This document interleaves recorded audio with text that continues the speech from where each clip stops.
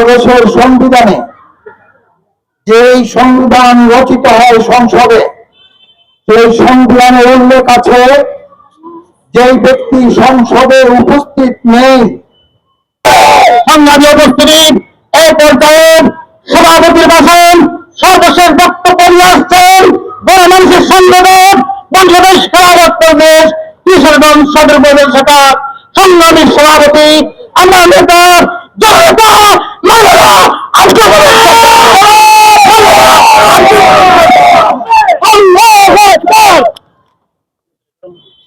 বিসমিল্লাহির রহমানির রহিম।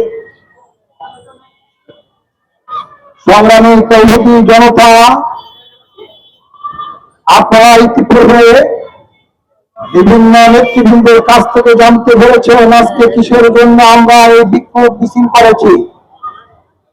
আমি বলতে চাই, বাংলাদেশের সংবিধানে যেই সংবিধান রচিত হয় সংসদে, সেই সংবিধানে উল্লেখ আছে যেই ব্যক্তি সংসদে উপস্থিত নেই, সংসদ সদস্য হিসাবে এখানে উপস্থিত নেই, যে সংসদে কথা বলার সুযোগ নেই, তার বিরুদ্ধে কোনো কথা বলার কারো কোনো এখতিয়ার সংবিধান দেয়। মাওলানা মামুনুল হক সাহেবকে সংসদে আসতে দেওয়া হয় নাই। কেন আসতে দেওয়া হয় নাই তা গতকালকে সেই সংসদে প্রমাণ হয়েছে। মাওলানা মামুনুল হকের মতো ব্যক্তি যদি সংসদে চাইতো, তাহলে সংসদে এই ধরনের আবল তাবল অসংসদনীয় কথা কেউ বলতে পারত না। আমি বলতে চাই, আপনারা জানেন, সমস্ত বাংলার মানুষ জানে, আল্লামা মামুনুল হক সাহেবের স্ত্রীকে বাধ্য করে মামুনুল হক সাহেবের বিরুদ্ধে ধর্ষণ মামলা দিয়েছে। আল্লামা মামুনুল হক সাহেবের স্ত্রীকে দাবি করে নির্যাতন করে বাধ্য করেছে, স্বামীর বিরুদ্ধে মামলা করেছে। সেই মামলা আদালতের মাধ্যমে বেকসুর খালাস হয়েছে আল্লামা মামুনুল হক। কিন্তু যারা মামলা করেছিল তারা সেই বাংলাদেশে থাকতে পারে না। আল্লামা মামুনুল হক বাংলাদেশে বিচরণ করছে।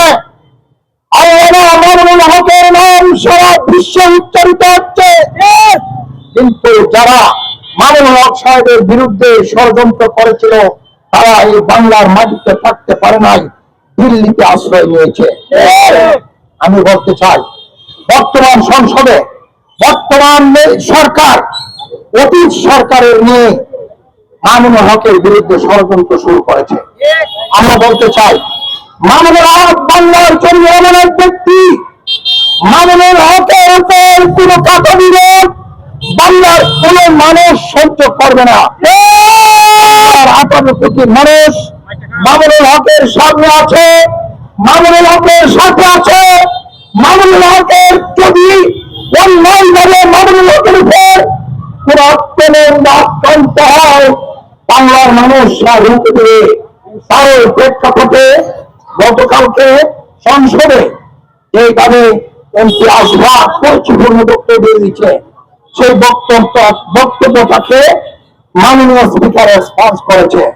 কিন্তু যেইভাবে এক্সপান্স করেছে মাননীয় স্পিকার, আপনাকে আমরা শ্রদ্ধা করি, আপনি শুরু করেছিলেন ভালো, কিন্তু যেইভাবে কালকে আপনি সেটা এক্সপান্স করেছেন, এক্সপান্স করতে গিয়ে আলেমাকে আপনি কটাক্ষ করেছেন, মামুনুল হককে কটূক্তি করেছেন।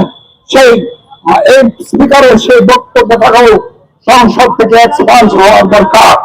বাংলার মানুষ চায় এমপি আশরাফের বক্তব্যে যেভাবে এক্সপান্স হয়েছে, সেইভাবে স্পিকারের বক্তব্যটাও সংসদীয় বিধি থেকে এক্সপান্স করা হোক। আমি বলতে চাই, আল্লামা মামুনুল হক আগামী 27শে জুন বিভাগীয় সমাবেশ ময়মনসিংহে, সেই বিভাগীয় সমাবেশে লক্ষাধিক লোকের সমাবেশ হবে।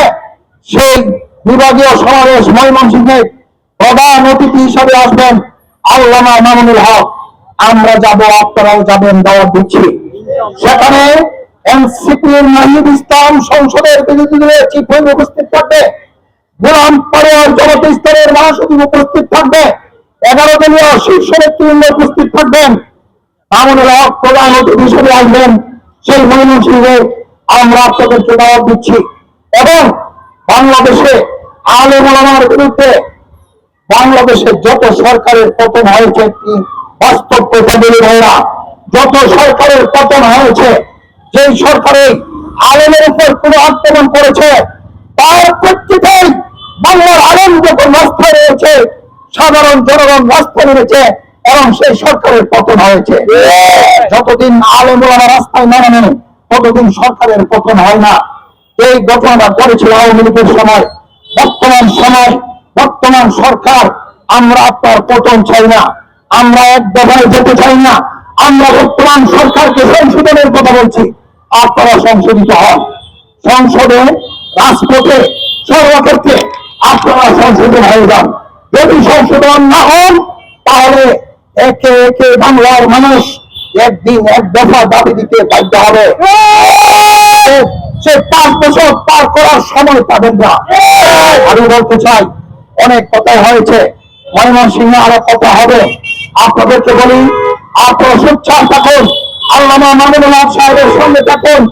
মামুনুল হক সাহেবের সঙ্গে থাকার জন্য সাংবাদিক ভাইরা, আইনশৃঙ্খলা বাহিনীর ভাইরা এবং কিশোরগঞ্জের জনগণ, বাংলাদেশ খেলাফত মজলিসের নেতৃবৃন্দ সহ আপনারা অক্লান্ত পরিশ্রম করে মামুনুল হক সাহেবের যে কটাক্ষ করেছিল তার প্রতিবাদ জানিয়ে শহরে বিক্ষোভ মিছিল করেছেন। আপনাদের প্রতি বাংলাদেশ খেলাফত মজলিস কিশোরগঞ্জ সদর শাখার পক্ষ থেকে সবাইকে ধন্যবাদ জানিয়ে আজকের মতো এই বিক্ষোভ মিছিল সমাপ্তি ঘোষণা করছি। ভুলভ্রান্তির জন্য সকলের কাছে এবং দুর্ভোগের জন্য, সাময়িক দুর্ভোগের জন্য বাংলাদেশ খেলাফত মজলিসের পক্ষ থেকে ক্ষমা চাচ্ছি।